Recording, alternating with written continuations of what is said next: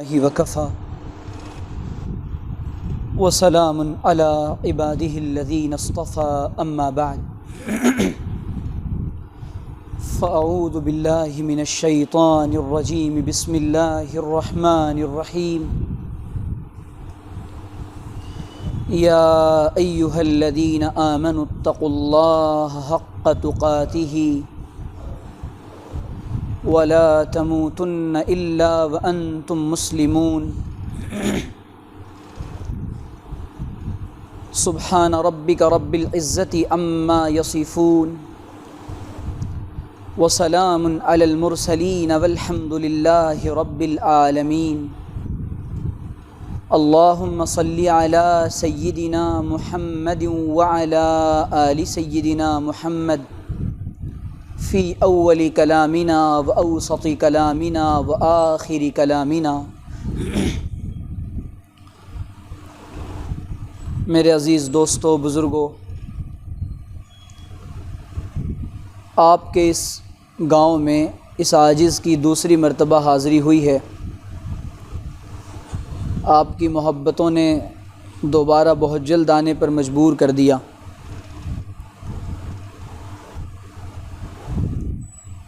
اس نیت سے اپنے احباب کے اس مسجد کی انتظامیہ کے حکم اور مشورے پر بیٹھ گیا ہوں کہ چند باتیں دین کی ہم کہہ سن لیں کہ دین کی بات کا کرنا ایمان والوں کو نفع دیتا ہے۔ اللہ تعالیٰ سے دعا ہے کہ اللہ تعالیٰ صحیح نیت کے ساتھ مجھے بات کرنے کی، صحیح طرح بات کرنے کی، ہم سب کو مثبت انداز سے بات سمجھنے کی اور عمل کرنے کی توفیق عطا فرمائے۔ پوری دنیا کا نظام اللہ تعالیٰ نے بہترین انداز سے چلا رکھا ہے۔ اللہ تعالیٰ نے دنیا کو بنا دیا اور دنیا کے نظام کو بہت خوب چلایا، ایسا چلایا کہ اس کائنات کے نظام میں انسان کو کوئی کجی نظر نہیں آتی، کوئی کمی نظر نہیں آتی، اور انسان کو ٹھیک ٹھیک چلنے کے لیے اللہ تعالیٰ نے ایک نظام بنایا، ایک اصول بنایا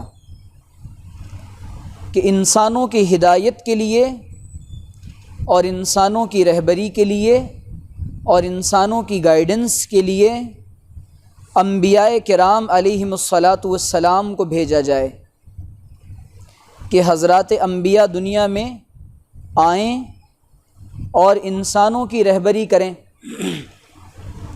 نبیوں کے آنے کا دنیا میں جو سلسلہ ہے وہ انسانیت کی ہدایت کے لیے، اور وقت کے نبی کی بات کو جن قوموں نے اور جن امتوں نے تسلیم کیا، ایکسیپٹ کیا اور مان لیا، وہ کامیاب ہو گئے۔ آخر میں اللہ تعالیٰ نے کامل اور اکمل امام الانبیاء ہمارے اور آپ کے آقا جناب محمد عربی صلی اللہ علیہ وسلم کو بھیجا۔ اللہ کے رسول صلی اللہ علیہ وسلم آخری نبی ہیں اور یہ امت آخری امت ہے۔ نہ حضور کے بعد کوئی نبی آئے گا اور نہ اس امت کے بعد کوئی امت ہوگی، اور حضور قیامت تک کے انسانوں اور تمام مخلوقات کے لیے نبی ہیں۔ یہ ہمارا عقیدہ ہے۔ عقیدے کو عمل میں تبدیل کرنا یہ انتہائی ضروری ہے۔ ایک بات کو دل نے اور زبان نے اقرار کر لیا، تسلیم کر لیا، اب اس کو پریکٹس میں لانا اور پریکٹیکل کرنا یہ انتہائی ضروری ہے۔ اگر زبان سے کوئی کہتا جائے کہ مجھے فلاں سے محبت ہے، فلاں سے تعلق ہے، فلاں سے عشق ہے، لیکن معاملہ اس کے خلاف کرے، عمل اس کے خلاف ہو، تو یہ عشق و محبت کا صرف دعویٰ ہوا، یہ حقیقت نہیں ہوئی۔ اللہ کے رسول صلی اللہ علیہ وسلم نے بہت ہی تھوڑے سے ٹائم میں، شارٹ ٹائم میں، ایک سوسائٹی بنائی تھی، مدینے کی سوسائٹی اور مدینے کا معاشرہ، مدینے کا سماج۔ ایک سوسائٹی ہماری ہے، ایک معاشرہ ہمارا ہے جہاں ہم اور آپ رہتے ہیں۔ انسان جس جگہ رہتا ہے تو اس کو کئی چیزوں کا سامنا ہوتا ہے، اس کے ساتھ گھر بار کا بھی معاملہ لگا ہوتا ہے، ازدواجی زندگی، میرڈ لائف کے بھی معاملات ہوتے ہیں، خرید و فروخت، لین دین،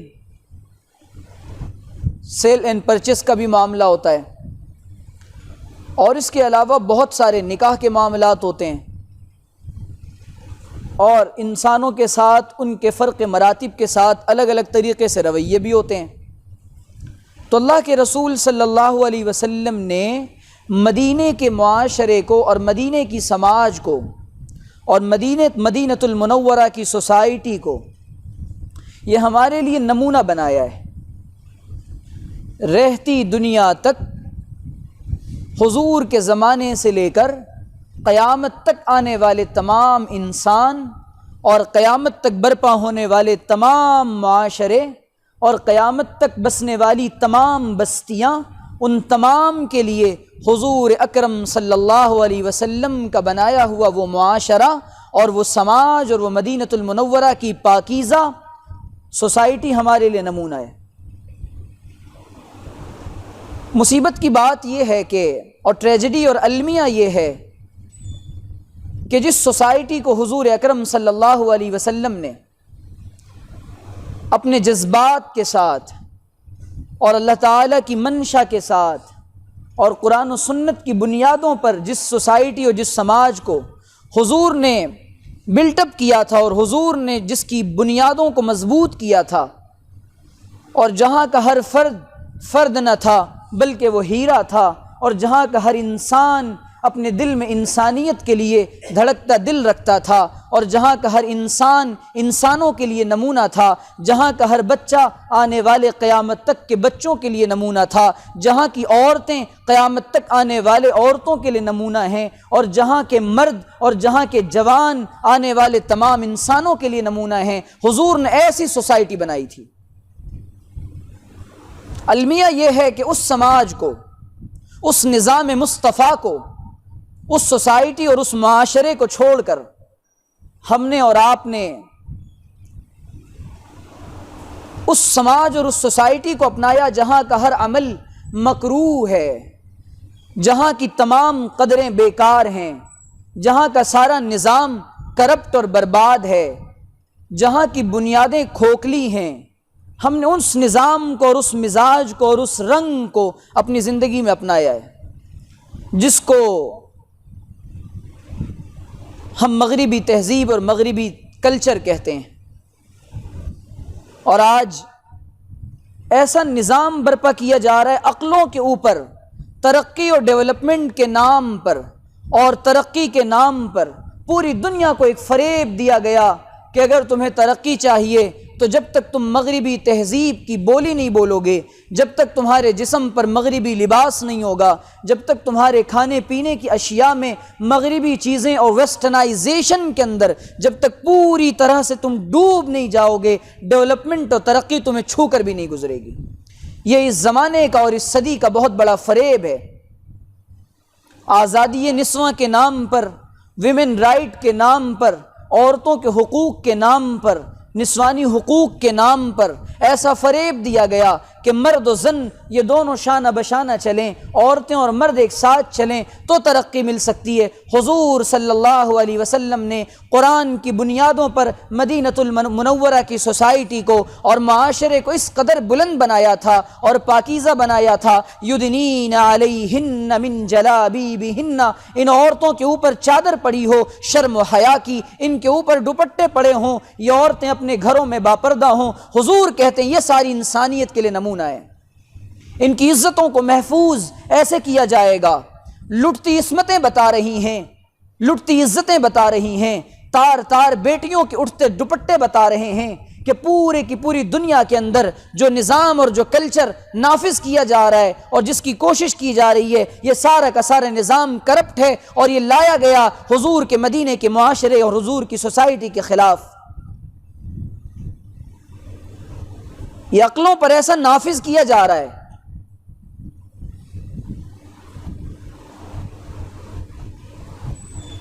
یہی دھن ہے تجھ کو رہوں سب سے اعلیٰ، ہو زینت نرالی ہو فیشن نرالا، کیا یوں ہی جیا کرتا ہے مر جانے والا، اندھا کیا تجھے رنگ و بو نے۔ آج چیزوں نے اپنے جال میں اس طرح پھنسا رکھا ہے۔ حضور اکرم صلی اللہ علیہ وسلم نے فرمایا قرب قیامت سے پہلے فتنے آئیں گے۔ یہ فکر کا فتنہ ہے، اور فکروں کو اس طریقے سے بالکل مائنڈ سیٹ بنا دیا جائے گا کہ نبی اکرم صلی اللہ علیہ وسلم نے جن بنیادوں پر اسلام کی عمارت کو کھڑا کیا تھا، ہمارے لیے نعوذ باللہ ایسا تو نہیں کہ وہاں کامیابی نہیں ہے۔ ہماری عورتیں اس بات کو نہیں سمجھ رہی ہیں، کیونکہ ان کے اندر جو سوسائٹی اور جو سماج نبی اکرم صلی اللہ علیہ وسلم نے بنایا تھا، اور ایسا نہیں ہے، پوری کی پوری انسانی برادری کے لیے اور پوری کی پوری مانوتا کے لیے اور پوری کی پوری ہیومینٹی کے لیے اللہ کے رسول صلی اللہ علیہ وسلم نے ہر فیلڈ میں رہنے والے کے لیے، ہر میدان میں کام کرنے والے کے لیے حضور علیہ الصلاۃ والسلام نے ان کو ایسا معاشرہ اور ایسا سماج بنا کر دیا تھا، اور ایسی اخلاقی قدریں ان کی بلند کی تھی حضور نے کہ جو جس جگہ رہتا ہے حضور علیہ الصلاۃ والسلام اس کے لیے بتاتے ہیں کہ تمہیں کامیابی اس میں کیسے حاصل کرنی ہے۔ ڈیولپمنٹ کے نام پر، ترقی کے نام پر اہل مغرب نے پوری کی پوری انسانیت کو بہت بڑا فریب دیا ہے۔ مغرب نے انسان کو انسان بنانے کے لیے بے لباس کر دیا، اور اللہ کے رسول صلی اللہ علیہ وسلم نے ایک معزز قبیلے کی خاتون آتی ہے، حضور اکرم صلی اللہ علیہ وسلم فرماتے ہیں اس کو دوپٹہ پہناؤ۔ یہ تھا احترام انسانیت، اور یہ تھا حضور کے نزدیک عورت کا مقام، اور انہوں نے عورتوں کی آزادی کے نام پر، ویمن رائٹ کے نام پر اور عورتوں کے حقوق کے نام پر پوری کی پوری عورتوں کو بازار میں لا کر کھڑا کر دیا۔ کیا مدینۃ المنورہ کا معاشرہ، کیا مدینے کی مارکیٹ ایسی تھی کہ وہاں عورتیں خریداری کریں؟ یہ کون سی فکر ہمارے اوپر ڈالی گئی ہے؟ یہ کون سی سوچ ہمارے اوپر برپا کی گئی ہے؟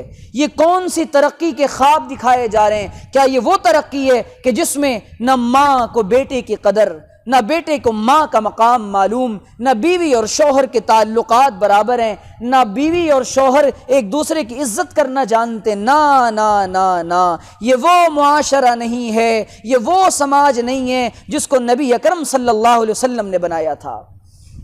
یہ خلاف جا رہے ہیں ہم اور آپ، یہ ہماری عورتوں کو آزادی نسواں کے نام پر فریب دیا جا رہا ہے۔ حضور علیہ الصلاۃ والسلام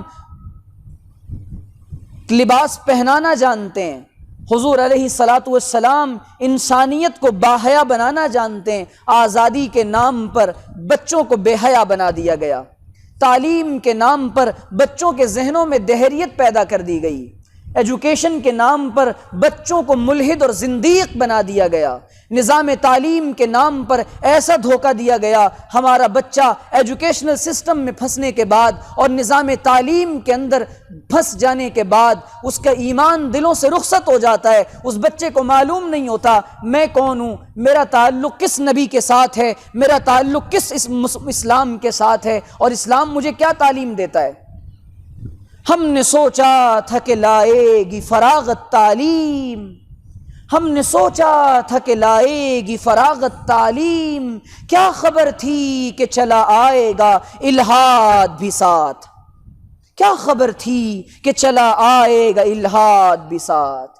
یہ چھوٹے چھوٹے ننھے ننھے بچے، ان کی زبانوں سے مجھے ایک اندور سے خاتون کا فون آیا، اس خاتون نے بتایا کہ میں ایک اسکول میں پڑھاتی ہوں، اور وہ ماڈرن علاقہ ہے، پوش لوگ وہاں رہتے ہیں، لکھپتی کروڑ پتی لوگ وہاں رہتے ہیں، مسلم چھوٹے چھوٹے بچے آتے ہیں، کبھی کبھی میری زبان سے اللہ نکل جاتا ہے کسی موقع پر، او اللہ یہ کیا ہو گیا، تو وہ بچے میری طرف غور سے دیکھتے ہیں کہ ہماری ٹیچر یہ کیا کہہ رہی ہے.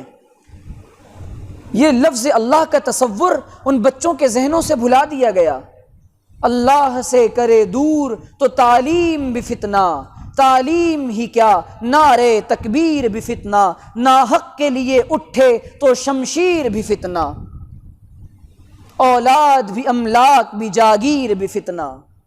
یہ فتنہ ہے وہ تعلیم جس نے ہماری اولاد کو، ہماری نسلوں کو خدا کے تصور سے دور کر دیا. ہمارے بچے ہمارے نہیں رہے.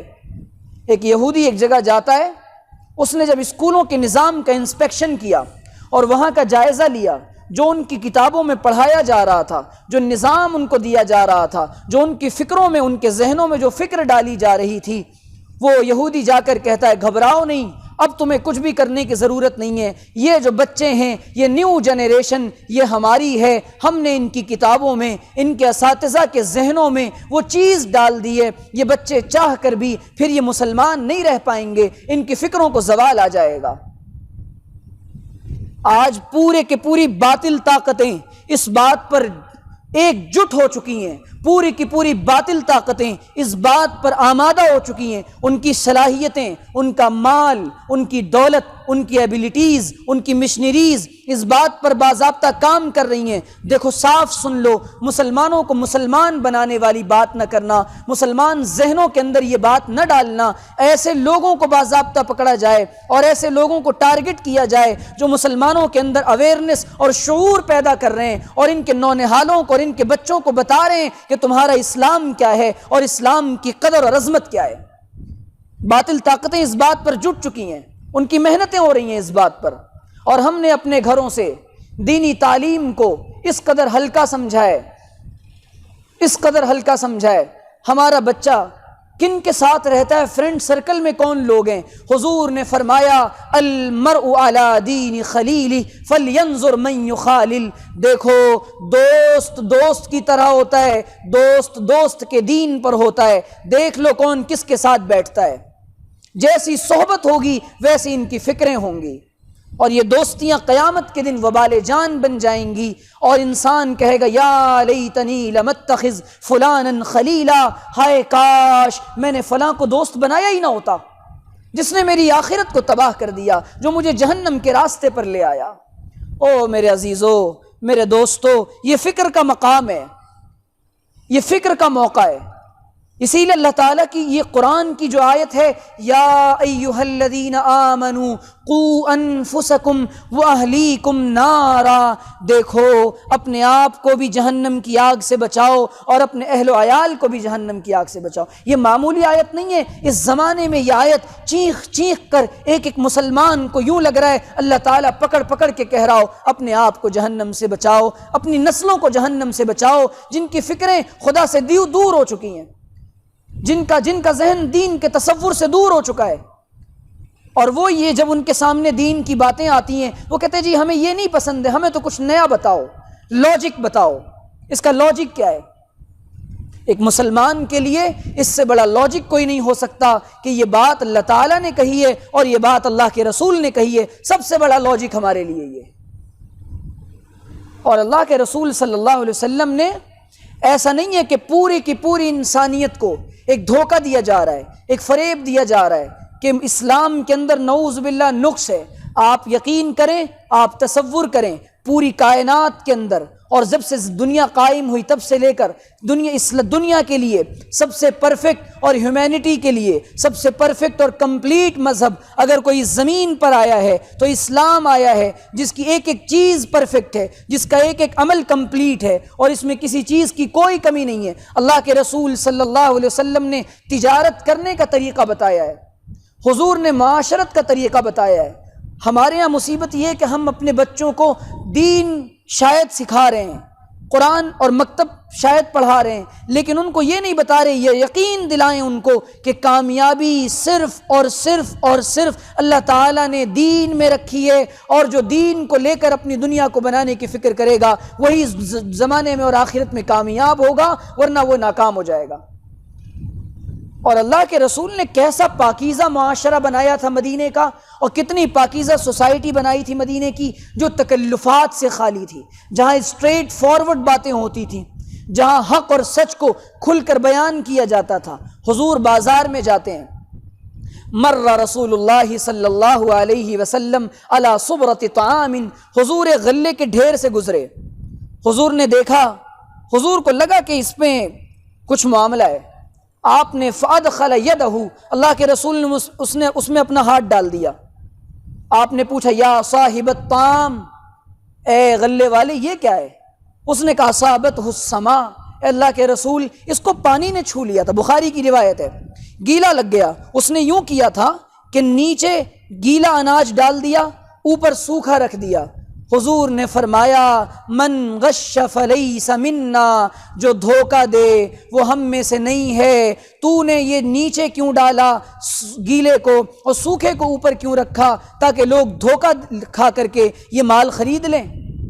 حضور بازار کا انسپیکشن کر رہے ہیں، فوڈ انسپیکٹر بن جاتے ہیں ضرورت آنے پر اللہ کے رسول صلی اللہ علیہ وسلم، کہ جو بازار ہوگا وہ کرپشن سے پاک ہوگا۔ پوری کی پوری انٹرنیشنل مارکیٹ کے اندر جو کرپشن ہے اور جو سودی نظام برپا ہے اور انٹرسٹ کا جو نظام برپا ہے، وہ اس لیے ہے کہ ساری کی ساری انسانیت کو مقروض بنا دیا جائے۔ جب ایک بچہ پیدا ہوتا ہے اس ملک کے اندر تو اس کے اوپر لاکھوں کا قرضہ ہوتا ہے، یہ سودی نظام کی خرابیاں ہیں اور یہ مارکیٹ کے کرپٹ ہونے کی وجہ ہے۔ جب معاشرہ پاک ہوتا ہے، بازار پاک ہوتا ہے، تو پھر ہوتا یہ ہے کہ مال حلال پیٹ میں جاتا ہے، اور جب مال حلال پیٹ میں جاتا ہے اولادیں نیک بنتی ہیں، اولادیں اچھی بنتی ہیں۔ حضور نے فرمایا قرب قیامت سے پہلے انسان مال کے پیچھے پڑے گا اور مال کا پجاری بن جائے گا، عبد الدینار والدرہم بن جائے گا، ہر جگہ اس کو مال نظر آئے گا۔ اور حضور نے فرمایا ایک زمانہ ایسا آئے گا کہ اس کو حلال اور حرام کی تمیز ختم ہو جائے گی، حلال اور حرام کی تمیز ختم ہو جائے گی، مٹ جائے گی۔ بھائی سیدھی سیدھی بات ہے، پیسہ ہو چاہے جیسا ہو، آئی وانٹ اونلی منی، یہ مطلب نہیں ہے کہ یہ کہاں سے آیا، کیوں آیا، کیسے آیا۔ حضور نے فرمایا کوئی انسان ایسا نہیں ہوگا قرب قیامت سے پہلے جس کو سود کا دھواں چھو کر نہ گزرا ہو۔ ہم جو مال کما رہے ہیں، ہم جو زندگی گزار رہے ہیں، ہم یہ دیکھیں کیا ہماری سوسائٹی، کیا ہمارا سماج، کیا ہمارا معاشرہ یہ مدینے کی سوسائٹی سے ملتا ہے؟ اگر ہماری مسجدیں مدینے کے معاشرے کے طرز پر ہیں، اگر ہماری تعلیم مدینے کے طرز پر ہے، اگر ہمارا سماج مدینے کے طرز پر ہے، اگر ہماری بیٹیاں مدینے کے طرز پر ہیں، اگر ہمارا نظام تعلیم مدینے کے طرز پر ہے، اگر ہمارے نوجوان مدینے کے جوانوں کے طرز پر ہیں، اگر ہمارے بوڑھے مدینے کے جوانوں کے بوڑھوں کے طرز پر ہیں، تو یہ معاشرہ ڈیولپمنٹ کی طرف جا رہا ہے۔ یہ اہل مغرب یہ چاہے جتنا فریب دیں، یہ چاہے جتنی ترقی کے خواب دکھائیں، نہ وہ دھوکہ ہے، وہ فریب ہے، وہ خواب ہے، وہ غفلت ہے، وہ تنہائی ہے، وہ ظلمت ہے، وہ عیب ہے، وہ ظلم ہے، وہ سب سے بڑا اس صدی کا فریب ہے۔ سچ تو یہ ہے جناب محمد رسول اللہ صلی اللہ علیہ وسلم نے دیا تھا، حق وہ ہے جس کو نبی اکرم نے 1500 سال پہلے بتایا تھا۔ جتنے خواب دکھائے جا رہے ہیں، دنیا کا اس طرح غلبہ آ رہا ہے، آج ہمارے اندر بیماریاں پیدا ہو گئی ہیں۔ حضور نے فرمایا یہ جو آج ہم بلک رہے ہیں، سسک رہے ہیں، تڑپ رہے ہیں، مچل رہے ہیں، وہ بکا مچا ہوا ہے، ہائے ہو مچا ہوا ہے، پوری دنیا کے اندر فلسطین پریشان، عراق پریشان، اب حالات پوری دنیا کے بگڑ گئے، ہر جگہ مسلمانوں پر ظلم ہو رہا ہے، کیا وجہ ہے؟ حضور نے فرمایا قومیں تم پر ٹوٹ پڑیں گی۔ صحابہ نے کہا یا رسول اللہ کیوں ایسا ہوگا؟ آپ نے فرمایا تمہارے دلوں میں وہن کی بیماری ڈال دی جائے گی۔ صحابہ نے کہا مل وہن یا رسول اللہ، اے اللہ کے رسول یہ وہن کیا چیز ہے؟ آپ نے فرمایا یہ بزدلی ہے اور یہ بزدلی آئے گی، حب الدنیا و کراہیت الموت۔ آپ نے فرمایا جب دنیا سے دل لگا لیا جائے گا اور جب موت سے نفرت اور موت سے وحشت اور موت سے کراہیت پیدا ہو جائے گی، قومیں تم پر ٹوٹ پڑیں گی، تمہاری تعداد بہت ہوگی لیکن تمہاری حیثیت کچھ نہیں ہوگی۔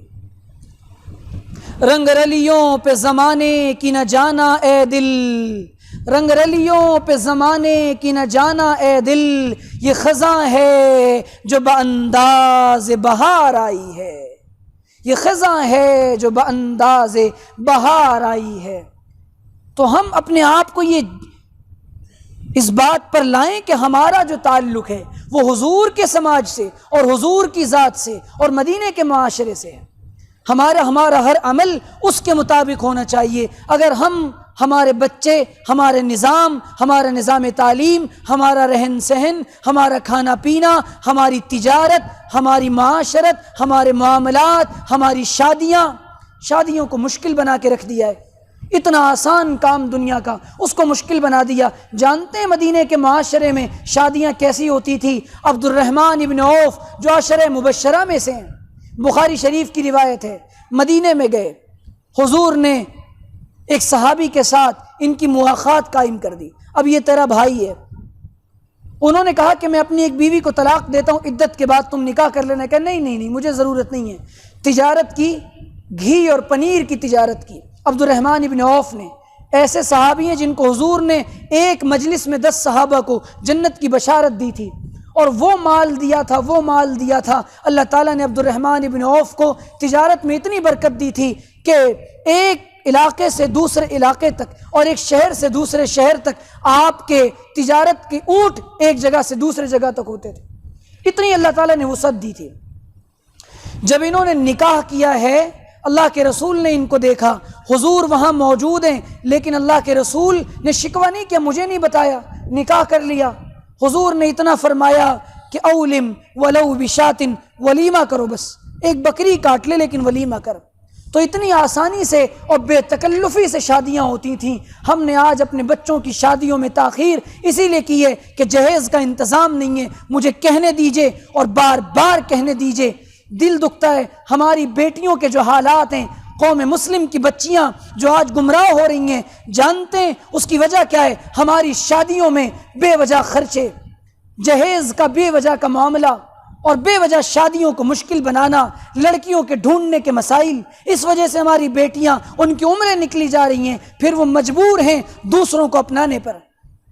آپ سب سمجھدار بیٹھے ہیں، میں زیادہ تفصیل سے بات نہیں کروں گا۔ اللہ تعالیٰ سے دعا ہے کہ اللہ تعالیٰ سمجھنے کی، عمل کرنے کی توفیق عطا فرمائے۔ وآخر دعوانا ان الحمد للہ رب العالمین۔